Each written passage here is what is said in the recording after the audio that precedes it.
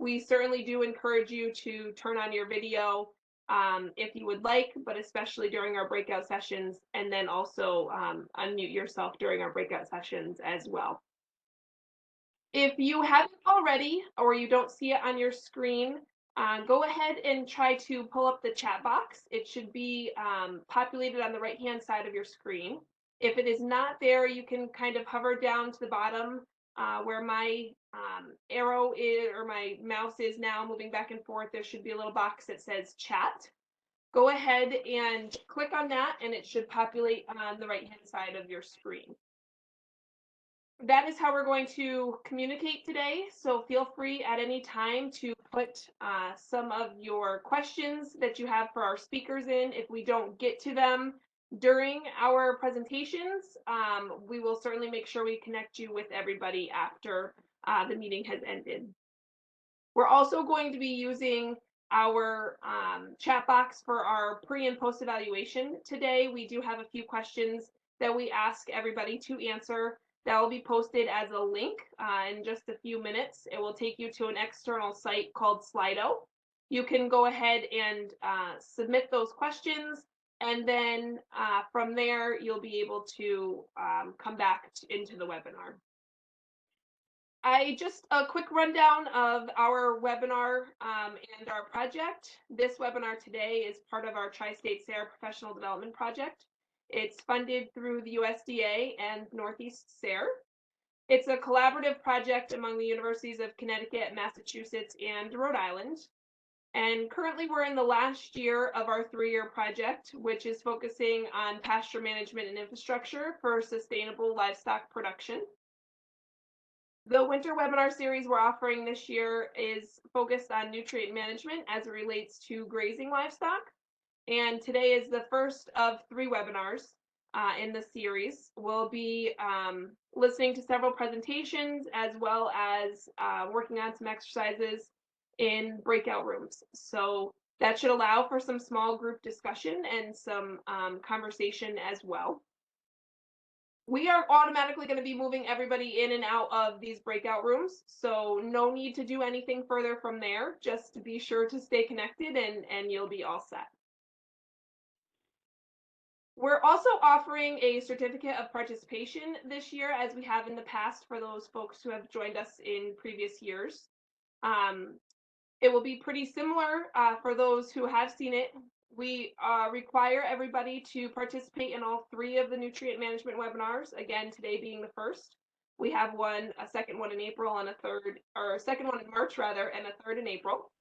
And then we also ask our participants to do at least one of 2 things. One is either attend one of the 2023 summer field training workshops, which will be forthcoming. Those are not quite lined up yet, but as soon as they are, we will share that information. And second is to have a one-on-one follow-up conversation about your participation in our program, what you've learned, and what additional guidance you'd like with our project facilitator, Jean King. At this point, I'd like to introduce Joe Bonelli, who's the Connecticut State SARE Coordinator. He's also the PI on this project. He's going to take just a few minutes to discuss some grant opportunities that are available through Northeast SARE. Joe? Thank you, Rachel, and good morning, everybody. Again, my name is Joe Bonelli, Yukon Extension.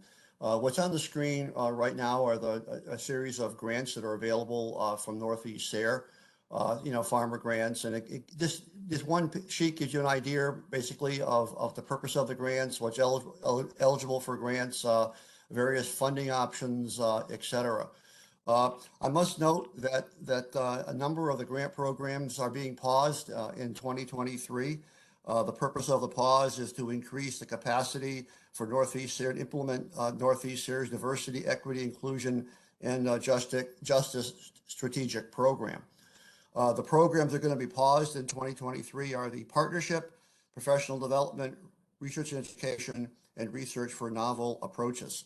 The farmer grant programs will not be paused this year. I believe the next funding opportunity will be fall of this year. So again, if you're in farming and wish to apply, again, the funding opportunity will be later this year. The other programs, again, hopefully the pause will end in 2023. And so stay tuned and visit our website to find out really when those other programs will come off pause and will be available as well too. And last thing that I just mentioned, that Northeast SARE or the SARE has many different kind of publications and resources available as well. Not just grant programs, but also a series of books, bulletins, fact sheets, webinars, et cetera, that are available. Many of the materials are available as free downloads, as PDFs on the Northeast SARE website, as well as some of the publications are available, I believe, for purchase as well. So without further ado, if any other have any questions about the Northeast SARE grant programs, the pause, the purpose of the pause, et cetera, or have any questions about any materials or grant applications, feel free to reach out to me at your convenience, and I'll do whatever I can do to assist as well. So Rachel, I'll turn it back to you, and have a great program. Thank you, Joe. All right, I think at this point we will move forward with our pre-evaluation questions. That link is posted in the chat. You should see an active link that you can click on, as well as the event code and passcode. Go ahead, and I will just take a few minutes now for those who haven't already done it, and you can answer those questions for us, and then we'll get started introducing the speakers.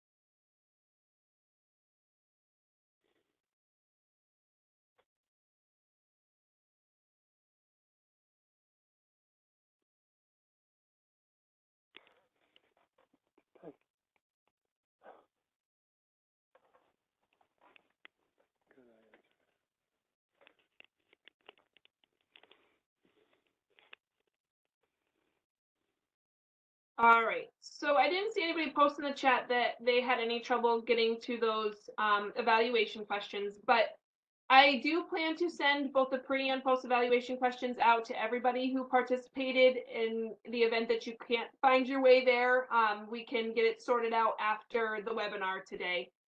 So keep an eye out for an email coming through from me in the next day or so.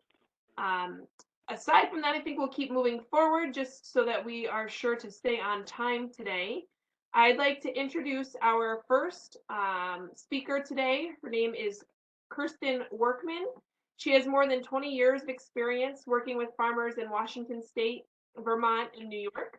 She leads extension programming and applied research focused on nutrient management and environmental sustainability for Cornell's Pro Dairy program.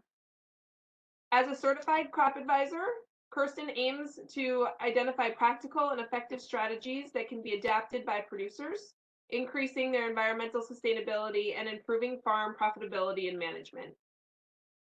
Collaboration is one of her core values, and as such, she also finds time to serve on a diverse set of coalitions, working groups, and committees.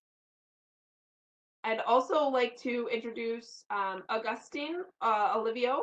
He is a Cornell PhD candidate in animal science and has been part of the Nutrient Management SPEAR program since August of 2020. His research and extension work focuses on strategies to improve environmental sustainability of dairy systems. He holds a bachelor's degree in agronomy from the National University of Cordoba, Argentina, and a master's degree from the University of Nebraska-Lincoln. So welcome to both of you today. I'm going to stop sharing my screen and allow Kirsten to bring up all of her slides, and from there you can take it away. Awesome. Can everyone hear me okay?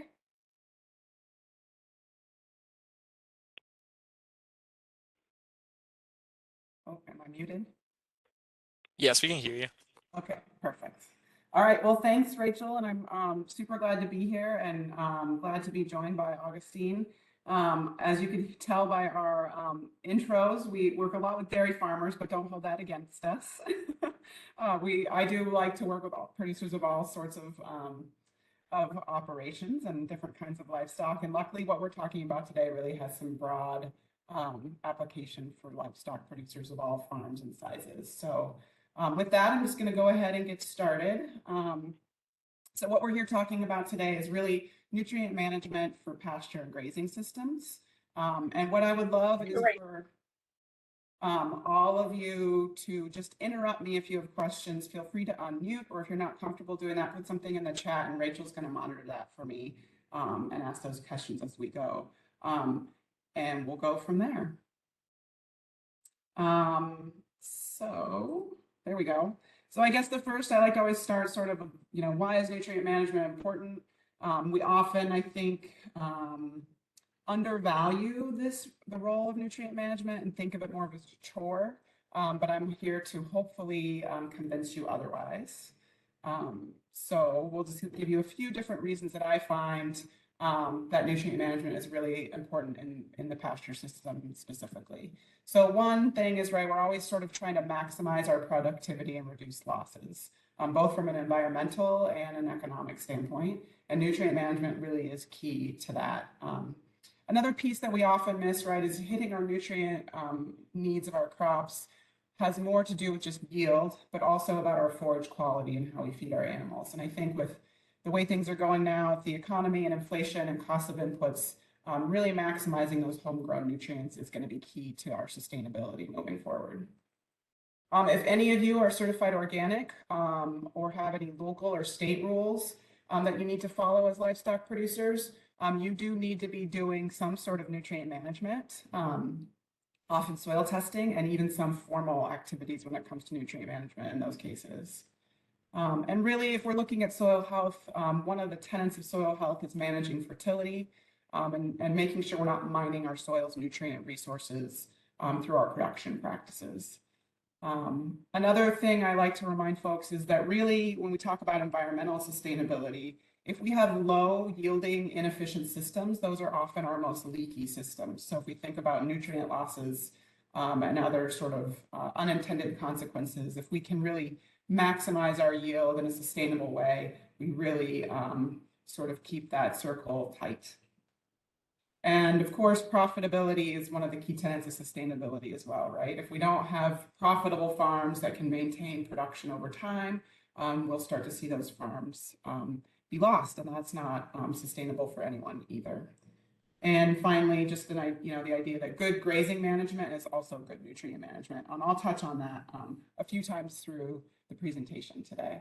And I also just like to remind folks, right, pasture really is a crop. I'm an agronomist, and we talk a lot about crop production, and oftentimes pasture gets kind of in its own category, not managed as a crop. And I hope today you take away that we really should be managing it as our most important crop on a grazing farm. So for that, I just want to, big picture, what is nutrient management for pastures? Augustine later this morning is going to talk to us about whole farm mass balances. And while that might seem overwhelming to some of us, it's really an important concept. And so I'm glad we're going to talk about that today. I'm not going to dive into it too much here because we're going to talk about it later, but do really want to talk about this idea of being in balance. And so how do we keep things in balance? The first thing we really need to know is what we have, right? So what do we have in terms of nutrient resources, whether that's from our livestock manure or from fertilizer or other soil amendments?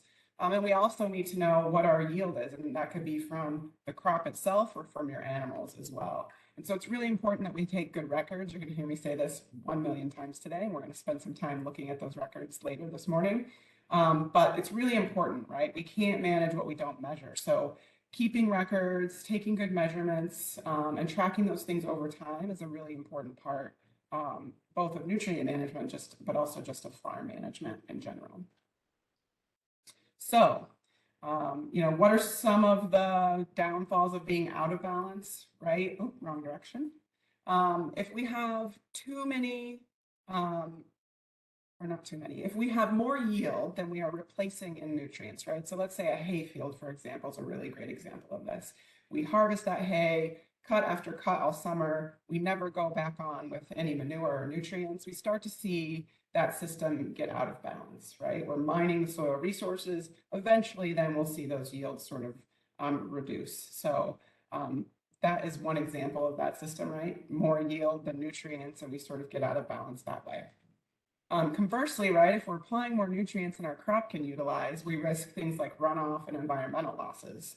And this can actually happen really quickly in our grazing systems if we're overgrazing, right? So if we're overgrazing, and I'm going to go into this later, we kind of create this negative feedback loop that actually continues to make those yields decrease and continues to over-apply nutrients in higher and higher amounts. So those are both situations we sort of want to avoid, which is why this balance idea is so important.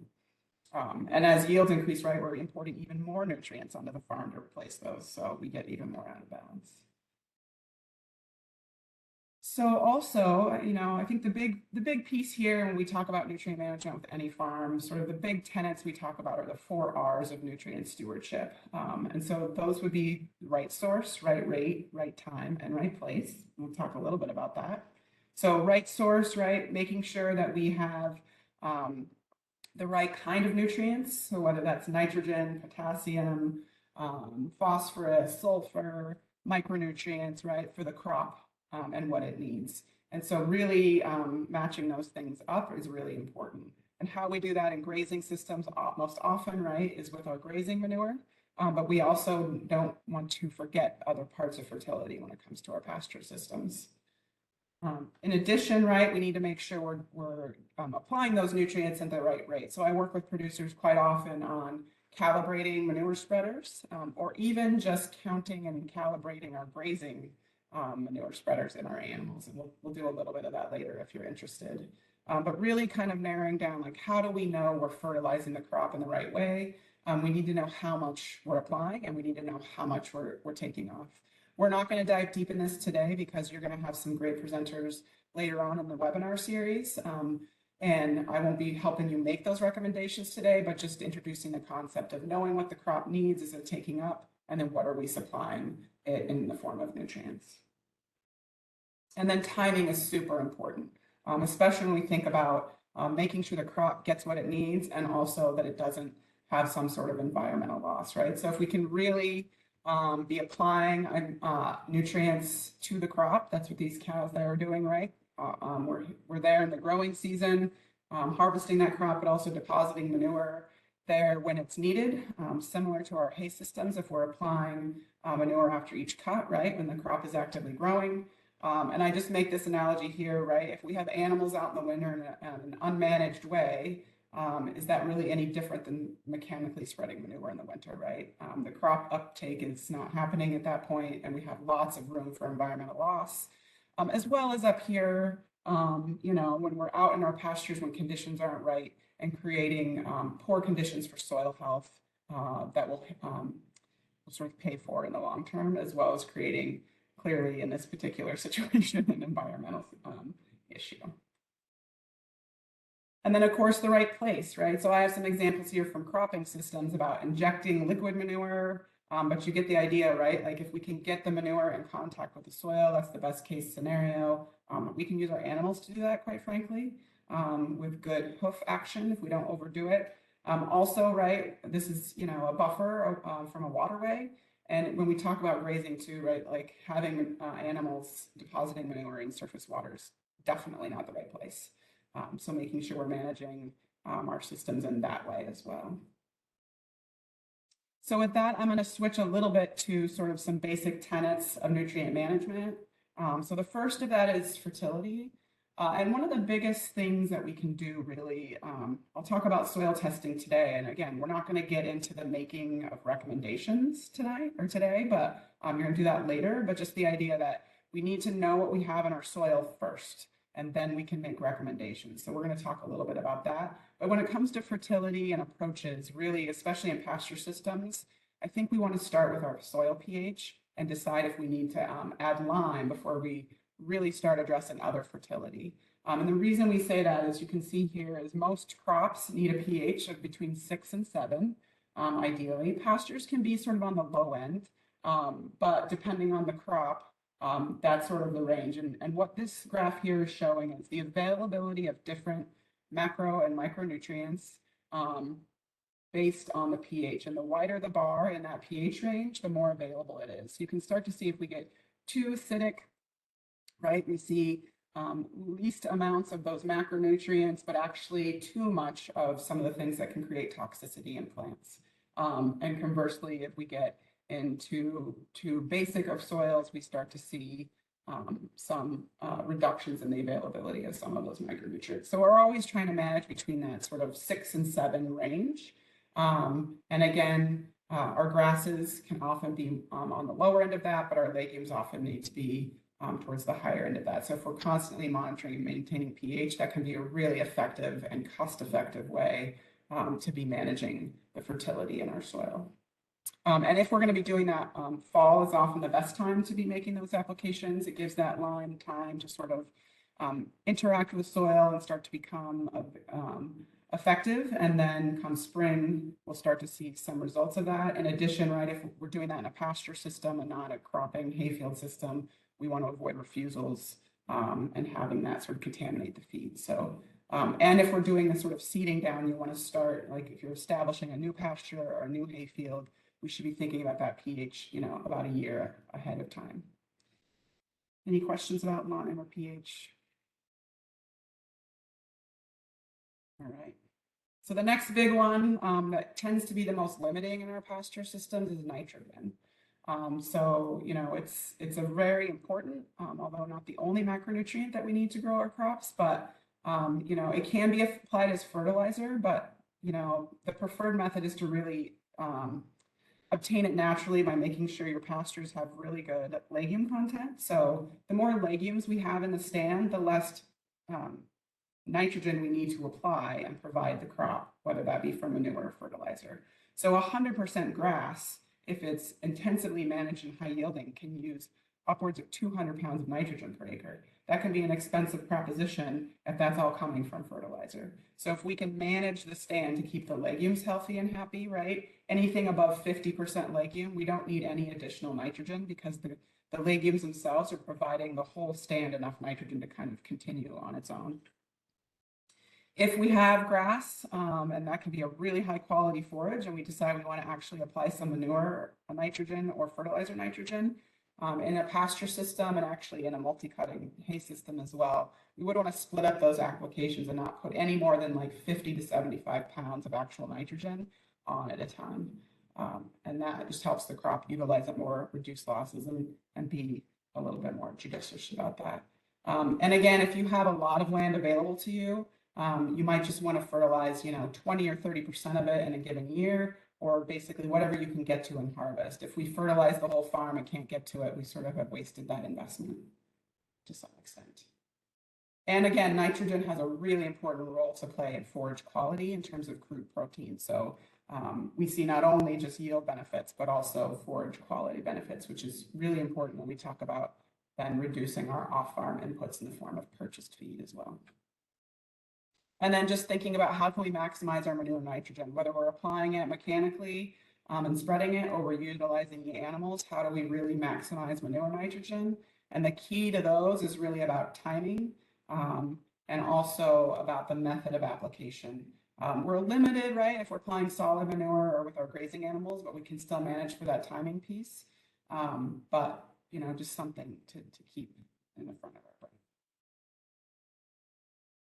And so again, about, with phosphorus and potassium and in general, anything other than nitrogen here in the Northeast and sort of mid-Atlantic region, we can soil test. And I'm not going to go into here about, these are just examples from Cornell and New York, so don't pay too much attention to the numbers, but we should be soil testing, right? That helps us monitor our fertility in our soils. That's where we get our pH, so we know if we need to add lime or not. And then we can look at our phosphorus, our potassium, our magnesium, and other nutrients to see where we're at.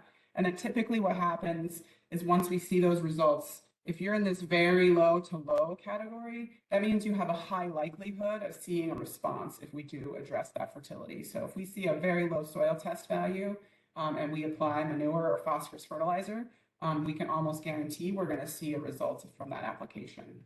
If you're in that medium category, you probably want to continue to monitor and might maybe put some lower amounts of fertility out there, manure applications, and also be maintaining that soil fertility over time. But we can do that with lower application rates, as opposed to if we're in this high and very high category, we'll likely see no response from any additional fertility that we add to the system.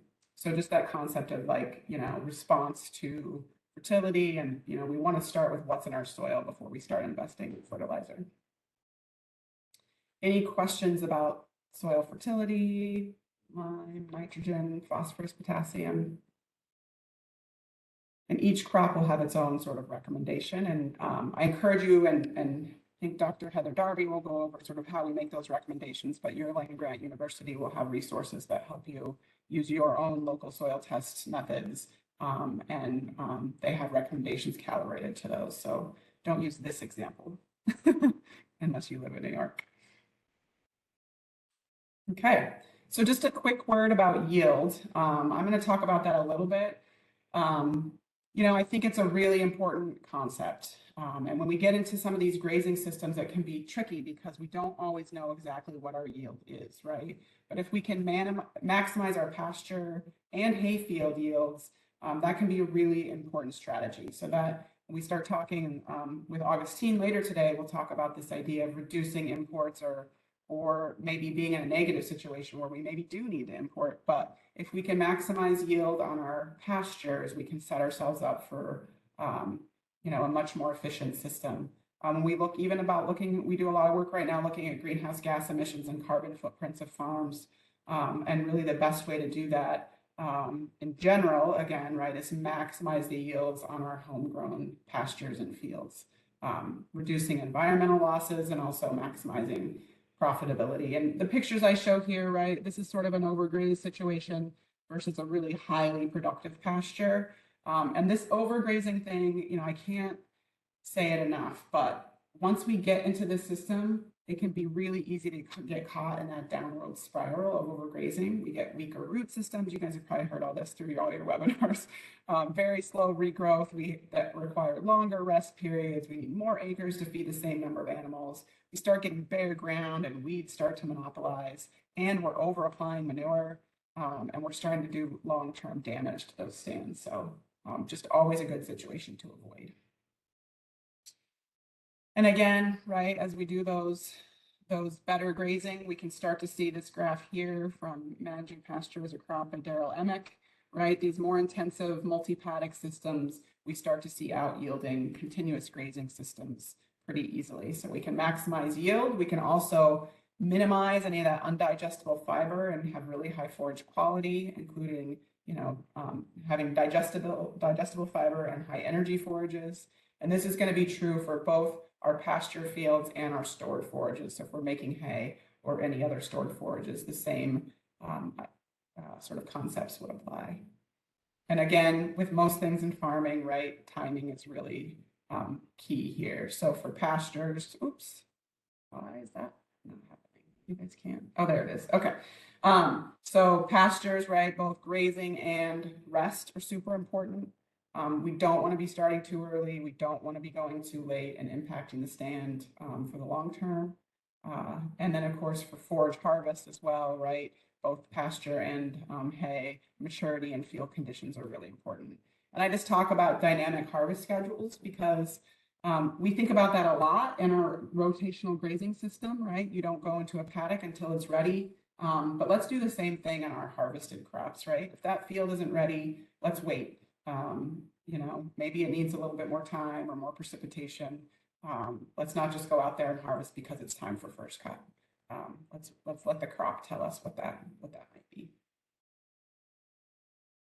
And then part of this too with yield and quality is not only managing for high quality and yield, but also managing for what we call anti-quality factors, right? So species is really important. So if you have the wrong species or maybe the right species just in the wrong situation, that can impact your quality and intake.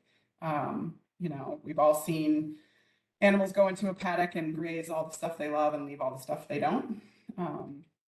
And then, of course, we have issues with toxicity and making our animals sick, which we definitely want to avoid.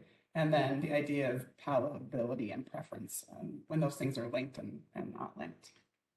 And I'll just say that, you know, there's a lot of things we can do in our pastures to help keep our yield and quality high. I joke this picture here was from when my husband was running a farm that young people were sort of involved in, and they love driving farm trucks and tractors everywhere, including in the pasture. So there was one season where it was also wet. I was just giving them a friendly reminder not to compact the pastures. And of course, too, if we have stored forages, we don't want to lose quality once it's been harvested either. Okay, back on the nutrient management train. So, right, if we talk about soil fertility, in our grazing systems and our livestock systems, manure is really our superpower. And so making sure we utilize that manure resource really well is important. And so for me, in grazing systems, there's sort of two sides to that. There's our mechanically applied manure and there's our animal applied manure. And so the first thing we need to do is know what rate and how many nutrients we're applying. So if we can calibrate our manure spreaders, you can see here, we have some truck scales under the axles on this tractor and the small solid spreader. We can do the same thing in our liquid systems by volume. But really knowing how much you're applying is important when we start to do that math. And also taking a manure sample is really important. So if we can sample that manure as we're spreading it, we can start to build sort of a farm average for what our manure nutrient content is. And then we can get really specific about how much manure we should be applying to which crops and what rates. We can also do the same thing with our animals. And so if we think about our grazing systems, this one on the left, we have a continuous graze system. You can see, right, the animals, as we know, love to go to the water tubs. They love to go to gates. They congregate, right? And we start to see lots of manure here and actually lower yields, right? And then as you get further and further away, less and less manure, less and less utilization of that pasture crop. So then we introduce this idea of rotational grazing. And right, if we repeat this paddock over and over, we start to see a more uniform system, both uniform yield and uniform manure nutrient application. And if we can go even to the next step, even further into our really intensive grazing systems where we're breaking those paddocks up and moving the animals more frequently, we start to see an even more uniform situation as we go along. So those are sort of my big picture topics. Where am I at with time, Rachel? You have just about 5 minutes. Perfect. So what I'm going to do next is set us up for our breakout session. So we're really lucky today to have some great moderators. And so I encourage you to utilize them to your benefit. But what we're going to talk about in the breakout session is, right, I talked about measurement and knowing what our yields are and what our nutrient resources are. And so what we're going to do in the breakout session is sort of really quickly go through some examples of those. And I'm going to share with you here on this slide sort of what are the things we have available to talk about in the breakout session. And then what I encourage you to do and your breakout moderators will do is sort of hopefully get from you what you're most interested in learning more about. And so the first thing is, right, in order to really do a good nutrient management plan, there's some basic information we need. We need to know sort of what are our soil types, right? That helps us determine some of our management strategies. It also helps, you know, us understand our fertility issues and some environmental concerns. Where do we want to be excluding animals? Where are the areas that are sensitive? We also need to know acres, right? How many acres is that pasture? How many acres is that hayfield? And then knowing where those are. The next piece is some soil tests, manure tests, and information that you might need about your animals, right, to do your nutrient management plan. And so we'll talk about with our moderators about how you might approach that. The next piece is really about yields. So how do we know what the yields of our either harvested forages are or our pastures? So there's some really great ways to estimate that, and there's some ways to directly measure that. And so we can, if you want to, spend time there and figure out maybe how might you estimate what your animals are taking off in a grazing, so that you can then see how balanced you are. And that can be through records, it can be through sort of estimations we use through pasture sticks and other methods, or we can be clipping and doing some math. And then if we're harvesting bales of hay, that's a slightly easier, right? We can weigh those bales of hay and then figure out what our yield is per acre. And then the next thing that we're going to look at is how do we know how many nutrients we have available to us? So we have this as sort of like a big picture for the farm. We can estimate that based on your animals and like when they're contained and when they're grazing and do some math there. Also then, how do we know how we're spreading those nutrients? So can we estimate what a group of animals is applying to that pasture based on how long they're in it? As well as how do we calibrate a manure spreader? And I will say that in most cases, we're underestimating what we're putting out there. So we think a load is, let's say, a 5-ton load of manure, but maybe really it's only 4. And so in that case, we think we're providing some level of fertility, but we've actually may have missed the mark. It can go the other way as well, depending. And then I have a set of slides in there to kind of go over grazing charts, and depending on whether or not you've used those before, that might be something new to you or not. But in addition to planning your grazing system out, they also make really great record keeping tools because each field sort of has its whole line and you can see the whole year at once. There's a lot of ways we can use those to really keep good records and then use them in the next year to be doing some good planning. So I think we're good on time, Rachel.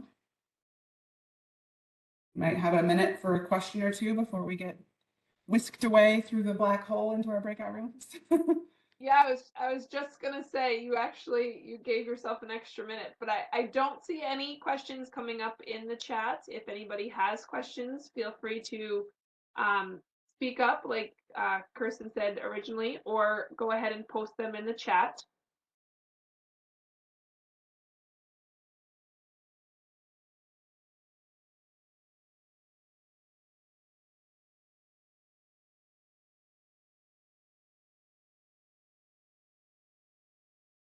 Well, hopefully I didn't put everyone to sleep this morning. Maybe you did such a stellar job that there's not a single question. All right, well, of course, if anything comes to mind as we move along here, certainly feel free to ask at that point.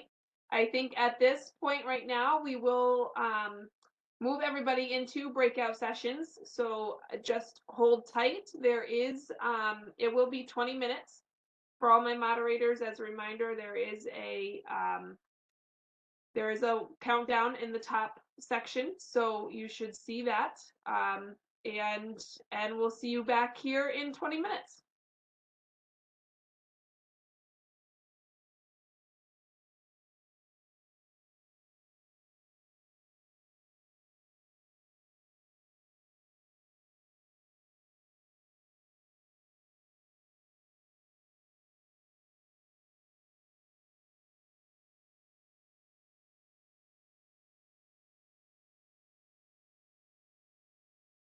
I'm going to introduce Augustine and have him start sharing his screen and let him give his presentation, which will be kind of talking more about nutrient cycling on farm. Anytime you're ready. Awesome. Can you see my screen? We can. Yep, you look good. Perfect. Well, good morning, everyone, and thanks for the invitation. It's great to be here. And as Rachel said before, I'm a PhD student in Kirsten's research group, and I'm going to be talking a little bit of part of my research and what whole farm mass balances is and how this tied into how we study and try to analyze how efficiently we're managing nutrients in farms through a concept that is a little more abstract, but it also ties into the how we monitor and analyze nutrient management in the farms, which is basically whole farm mass balances, and how we can use this tool to do that. So basically the whole farm mass balance concept, what we're going to be covering in the second part, is a nutrient use efficiency tool that, as I said, allows us to analyze how efficiently we're managing nutrients in the farm and how see what progress we're making over time. To understand what a whole farm mass balance is, we're going to look at a set of diagrams. So we're going to first think of this brown box as all the acres of the farm we're operating in. So basically, as I said, it's a little more abstract, but basically, if we think of in this box, all the acres of the farm are contained. And we know that within those acres, nutrients are cycling. So nitrogen, phosphorus are cycling from, if this is like an animal operation, from the feed to the cow to the manure to the soil when we're spreading, and hopefully they're circulating that way, and the least amount possible is escaping from that circle. But we also know that we normally have nutrients going into the farm in different forms, either if we're purchasing feed or fertilizer or any new animals we may bring it in. And we also have nutrients leaving the farm acres or leaving the farm, leaving the operation. And those exports we may have different kinds of them. So basically, if we're talking about a dairy, one of the big ones is going to be milk that we ship out of the system, or we may be selling some hay or bales or any other crop. And so we'll have nutrients escaping or leaving the system that way. Any animals that we may be selling, depending on the type of operation we have, or if we're exporting any manure, for example, to acres of a neighbor, for example, right? So when we think of a whole farm mass balance, it's basically the difference between what we have in blue and what we have in orange on the right side. And we can estimate two types of balances, the balance per acre or the balance per unit of output in the farm. So the balance per acre is basically the difference between the nutrient inputs minus the nutrient exports divided by the total amount of acres in that farm, where we operate. And then the balance per unit of output is basically the same thing, nutrient imports minus nutrient exports divided, in our case, I put an example here for total milk production, but this could be to any other unit of output if we have, depending on the type of operation we have. So again, it's basically the difference between imports and exports in our farm. And what are the typical results we may have for a balance? Our balance can be negative. So we can have a negative number after doing imports minus exports. And that would be a situation where we are exporting off the farm or shipping out of the farm way more nutrients that we're bringing in, right? So this would be the imbalance that Kirsten was also talking about in the previous presentation, shipping out of the system way more nutrients that we're bringing in. And this has not in the short term, but in the medium to long term, will have a negative impact on the farm productivity, because we're probably mining nutrients out of the soil. That would be the most clear example. For example, if we have a negative phosphorus balance for multiple years in the farm, that means that we're probably mining phosphorus out of the fields in the farm. We can also have a very large positive balance. That means that we're bringing into the farm way more nutrients that we're shipping out of the farm. And this will be the case where we're bringing in a lot of nutrients in feed, a lot of nutrients in fertilizer, but that's not turning into higher productivity and more nutrients we're exporting off the farm, if that makes sense. So that will generate an accumulation of nutrients into the farm and potentially environmental losses. So we'd like to say that an ideal balance is slightly positive. So it's positive because we know that all agricultural systems are inefficient, so we'll always have some losses, but it's not negative or it's not extremely large, right? So that's the ideal whole farm mass balance, is slightly positive. And our research team here at Cornell has been working for some time with this concept and try to define what we call feasible limits. So it basically will be a range of ideal balances based on research that we've been doing here for farms in New York State, in dairy farms in New York State. So based on this research, we define, as I said, what we call as feasible limits, which is what you see here in the table below. So if we go to a dairy farm in the state and we calculate this whole farm mass balance, difference between inputs and outputs in the farm, and then we calculate the balance per acre, for example, and that balance for nitrogen falls within 0 to 105 pounds per acre, we say like, okay, that farm is probably doing quite a good job in terms of nutrient management. If that farm falls outside of that range, we know that that farm probably has opportunities to improve. If you look at phosphorus, if that farm uh, is within 0 to 12 pounds per acre, we think that that farm is probably doing a good job. If we're having, I don't know, a -5, that farm has opportunities to improve phosphorus management. If it's like 20, that farm also probably has opportunities to improve phosphorus management, either because we're either wasting or shipping out of the system, exporting mining nutrients out of the soil with negative balances. So we've represented these feasible balances in a slightly different way in this graph I have on the screen right now, in which we have the nitrogen balance and the vertical axis in pounds per acre, and the milk production of the farm on a per acre basis. So if I go to a farm and I calculate the balance and I represent the results in this graph, if the farm falls within this blue area, the 0 to 105 range that I mentioned in the previous slide, that means that that farm is within that feasible balance per acre.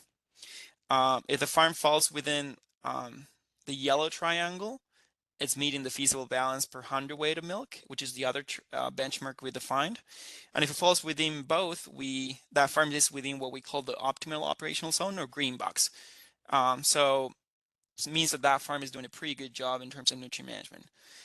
For this webinar, we're going to focus quite a bit on the feasible balance per acre, which is the one that will be most applicable to everyone in the webinar. And as I said before, if the farm is within that blue box, it's probably doing a pretty good job in terms of nutrient management. And if the farm falls outside of that, that farm probably either because it has a balance that is too high or negative, that farm probably has opportunities for improvement. And when we calculate whole farm mass balances, we not only estimate the indicators I just talked about, the balance per acre and the balance per unit of hundredweight of milk, but we also, or unit of output, but we also estimate other indicators that can give us some additional information on how we're doing in terms of nutrient management, and some indicators that are related to nutrient management in the farm. And some of those indicators, and in our case, or in dairy farms we work with, include the milk production per cow, the animal density of the farm, the amount of feed per animal unit we have in the farm, the percent of homegrown feed, the level of protein and phosphorus in the feed, and how much, for example, crude protein we have in the homegrown feed. All these variables we have listed here might not sound related to nutrient management on the farm, but they are. So, for example, for animal density, when we have a farm that has a very high animal density, we may have more challenges managing nutrients, because we have, for example, we'll have like too much manure and less capacity to grow forages in the farm that actually will be enough for that herd. The amount of feed per animal unit, it's also an indicator of how much feed or dry matter we're feeding to the cows. And sometimes if we get a very high number, that means that we may have opportunities to improve feed handling in the farm and wasting less nutrients in the system. I think Kirsten talked a little bit about the importance of homegrown feed in the previous talk too. The more homegrown feed we can have in our operation, the least amount we have to import, and therefore the less nutrients the least risk we'll have in having excess nutrients in the farm. And then of course, crude protein and phosphorus, or nutrients in the feed, trying to fine tune what we're feeding our cows, or what the diet looks like to our cows, also helps with nutrient management overall. Because if we're overfeeding something, protein or phosphorus, that will probably come out of the back end of the cow, and something we'll have to handle in the manure. and that may lead to over application of phosphorus in certain places or nitrogen, right? So fine tuning the ration or thinking of the ration balances as part of the nutrient management in the farm, it's also relevant.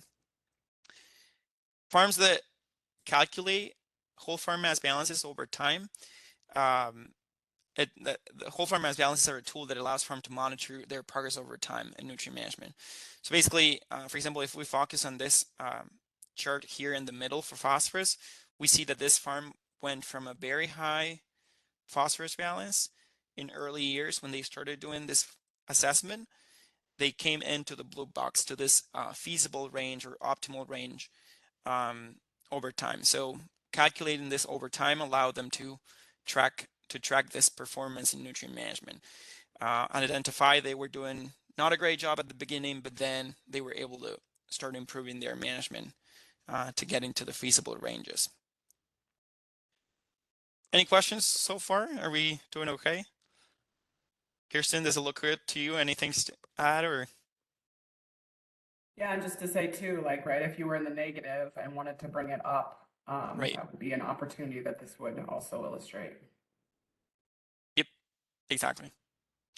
So I'm going to share now a few results on a project that I'm working with grazing farms in New York, but that are applicable to other parts too. Basically, we're working with 6 case study farms in central and southern New York. And this is 6 farms are organic certified. And because of that, of course, as many of you know, they have to do grazing. They vary in size from 190 to 600 acres. And they have between 30 and 138 cows. Most of them do not grow row crops, although a few of them have some row crops. And as I said, all of them do grazing because of the organic certification and have a variety of breeds. This is a project we've been working on for the last 2 years. So we've looked into whole farm mass balances for this grazing systems, this set of grazing systems, and I'm going to briefly show some results. So if we'll look at the nitrogen balance, each of these bars in blue represents a balance for one of the farms and years. So we have the 6 farms here on the right and the years that we have analyzed mass balances for. We've looked at balances between 2019 and 2020, and we've seen that for the most part, they have low nitrogen balances, right? They range from a farm with 24 to minus 10 almost, right? So this is pretty good, and all of them fall within the feasible ranges that I talked about, within the blue box that I talked about before. So if we now talk about phosphorus, we see a similar story. So here on the horizontal axis, we have the phosphorus balance for this farm. So that, again, the difference between imports and exports and what's remaining in the farm. And we see balances that go from 7 to -3. In the case of phosphorus, we see a slightly more or higher amount of negative balances. So grazing farms that are shipping out of the system more phosphorus than what they are bringing in. And this is relevant because this is not going to cost any like immediate problems in the short term. But if a farm is consistently operating over time in negative phosphorus balances, that means that they're probably decreasing their phosphorus levels in the soil, and that may impact long-term productivity of the farm or yields in the long term. We've also looked at some other indicators in these farms that I shared with you a little bit before. So one of them is the amount of feed per animal unit. So basically here we have in the vertical axis the tons of dry matter per animal unit. So we do this estimation based on all the feed that the farm had and how much was fed to the cows. And all the case study farms are represented here in this black dots. So we see a wide variety, right? So farms that fed around 8 tons of dry matter per animal unit in a year to farms that fed like way lower than that. So there's quite a range. This may help us identify opportunities for those farms to improve, either because they are underfeeding or because they are wasting too much feed, those that are up here. And I have another graph right next to it that compares how this farms did in comparison with other New York farms that we have data for. So this box plot would show that, like, this gray part of the plot, this gray box would show 75% of the records. So we see quite a bit of a spread in our database too, but similar to what we see in this 8 case study farms, or the 6 case study farms, and the couple of records we have for them. If we now look at another indicator, Augustine, can I interrupt really quick? Yep. The green box, is that like the feasible threshold Right. for that metric too? Yep, exactly. So the green area you see in here is like what we call the feasible limit for that indicator. If a farm falls within this green area, that means that they have less risk of exceeding the feasible balances or being outside of that blue box that I mentioned before. So we always want to see this indicators to fall within the green area. Yep, good call. In terms of another indicator, homegrown feed, this is like the percent of the total dry matter in the feed in the farm that was like homegrown. And what we're seeing for this farms is that they tend to have like higher homegrown feed, which is good from the nutrient management perspective, as Kirsten highlighted before. And it tends to be higher than what we see for other farms in New York State. Although farms in New York and I think in the Northeast tend to do a pretty good job in terms of growing their own forages, which is always good from the nutrient management perspective. As I mentioned, another indicator we'll look at is the percent of crude protein in the feed. And we see here not a big range, but a range from 15 to 20 to probably 19%. That also shows some opportunities for certain farms to improve on the fine tuning of their diets. As I mentioned, the more we fine tune that component, the better job we do in managing nitrogen. The less crude protein we waste or we put into the manure, the less nitrogen we have to manage it. And we see that compared to other farms in New York, all these farms we're studying had a slightly higher crude protein. And the last indicator I have to show you was phosphorus. So as I said before, managing phosphorus in the feed is also a component of nutrient management. And we see some sort of a range here too, which means that some farms may have opportunities to think of this a little bit more and see how we can improve that too. And that's the comparison with other farms in the state. Any questions so far?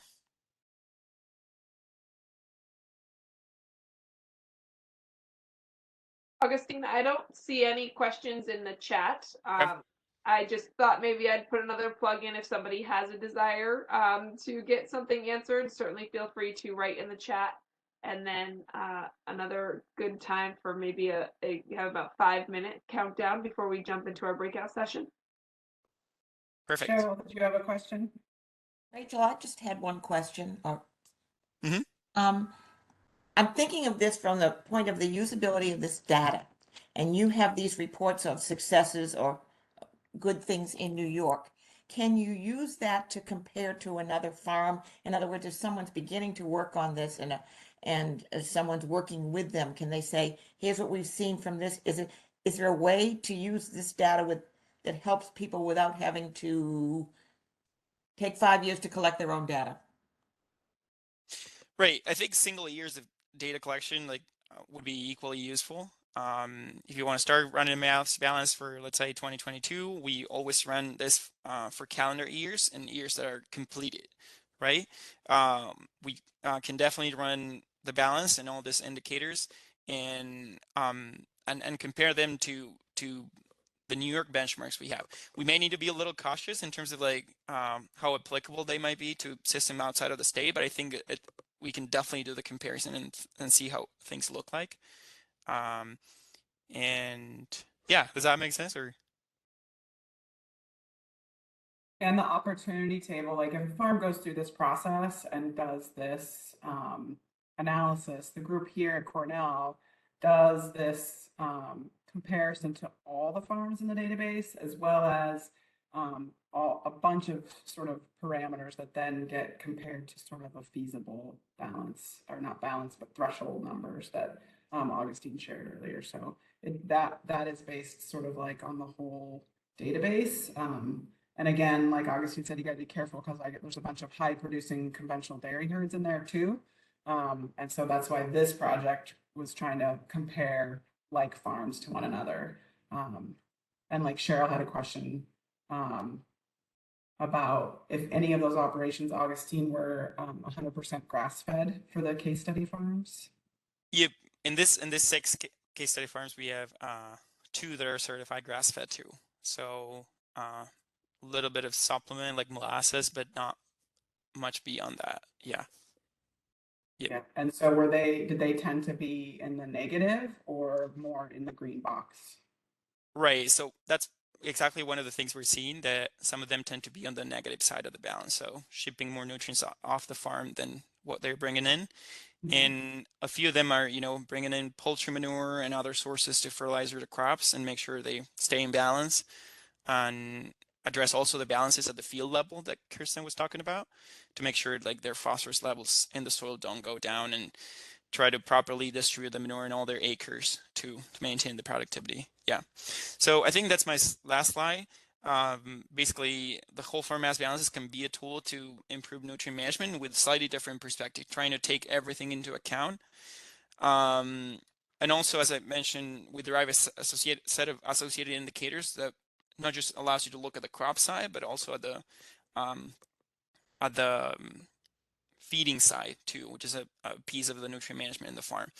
As I said, very large positive balances or negative balances are not ideal over time, because that can have an impact. And one of the things we're seeing in this project, as I just highlighted, is this negative balance. We want to try to improve that over time, not to be shipping off the farm more nutrients that we're bringing in and compromising the productivity of the farm over time, or yields over time. Similar to what Kirsten did wrapping up her webinar, in the breakout, we were thinking of proposing everyone to continue the discussion about record keeping, but basically looking at what kind of records go into estimating a whole farm mass balance, and the form that we share with producers that are interested in doing this in New York. So with the moderators in the breakout rooms, you're gonna look a little bit at this input sheet and what kind of record goes into estimating the whole farm mass balance, and what's if it's feasible for some of the operations you're connected with. And am I on time, Rachel, or how are we doing on that? You are, yeah. If you don't have anything else to add, we will get started into our breakout rooms again. Most everybody has the same breakout room they were in before. We do, Cheryl, you'll notice you do have one newcomer who wasn't on at the very beginning of the webinar. So everybody else is the same. I will get us started now. We have again another 25 minutes. So we'll be back here again around 11:55.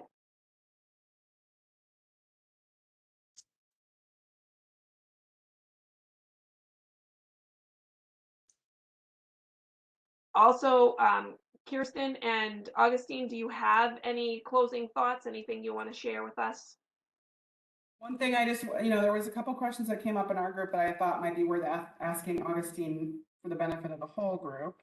So one is, when we have fields that we both graze and harvest and we enter them under crop production, we just enter the same acres, we just repeat them for each sort of harvest. Is that how we do that? Right. And yeah, that table, the goal is to get the total biomass production of the farm, of the feed production. So you can just enter the same acres, just adjust the yield. And then another question we had was, so the example was if we're doing some silvopasture, Yes. and the crop isn't like, alfalfa, but maybe like multiflora rose and creeping raspberries, like we can still, if we have sort of a book value for those situations, can we still enter those as part of the production system and enter that as a crop in there? Right, with an estimate of how much it may have gone to the animals. Like, yeah. Okay. They may have harvested. Yeah. Yeah. And then we all decided that we need a good, even if we don't have a good threshold, if we had an ability to report results based on pounds of animal exported instead of pounds Export of it. Yep. milk exported. Yep. One thing, Rachel, before I forget, in our breakout, we talked about a series of fact sheets that our team puts together that Nikki asked if we could share in the information after the webinar. So either Kirsten or I will get that page sent to you. We specifically talked about how to interpret and read, a fact sheet about how to read and interpret manure analysis that some people were interested in. And we have all things like that. Thanks, Kirsten. So we have a bunch of fact sheets related to different topics, 2-pagers that can be useful for people. Wonderful. I do, Kirsten just posted that in, or one piece at least, in the chat. So I will make sure, if you guys don't get it, I will also send that out again to everybody during one of my monthly correspondence emails. Perfect. The other thing I'll mention too is this recording will be available. There is a little bit of a delay in getting it edited and cut and things, but that will also be up on our website, and as will the 2 presentations today also. So there should be more information forthcoming. And of course, if you ever have any questions, you can reach out, and I'm always happy to get your questions answered and connect you to some folks who can maybe answer them a bit better as well. And I did try and list all the links to things that I used in the first breakout session on that second to last slide in the moderator breakout slides. Perfect. Thank you. If I could ask Francis to post our evaluation question link into the chat, I would be very grateful for everybody to fill those post evaluation questions out for me. Those questions, both pre and post, really help us get an idea of where everybody's at, what we need to do some more focusing on, and so I appreciate it. Also helps in our reporting for our grant, which will allow us to kind of guide and give some more direction as to which way we should take as we move forward. The only other thing I wanted to remind everyone of today is that our second webinar is coming up in the series. That will be on March 15th, again from 10 to 12. We are going to be kind of further pulling apart pasture management and nutrient management and how those two kind of come together. You'll see some more familiar faces in webinar 2. We have a couple speakers and moderators who will be joining us again, who are also part of today's webinar. So I'm quite excited that we can continue to build on what we started here today. We'll also be taking some time to chat in the next webinar about winter management and also heavy use areas and sacrifice areas as well. So again, trying to give that pasture enough time to rest and pull off those animals from that. So we'll pick up there at our next webinar. Of course, between now and then, if you have any questions, certainly feel free to reach out. We're always happy to answer those. And if you have any burning last minute questions, feel free to put them in the chat before you leave, and I will make sure I connect you with somebody who can help answer them. Aside from that, I appreciate everybody for joining us today. I thank both Kirsten and Augustin for speaking, and I look forward to seeing you all again in March. Thanks Rachel. for joining us, everybody. Thank you. Bye-bye. Thanks. Thank you.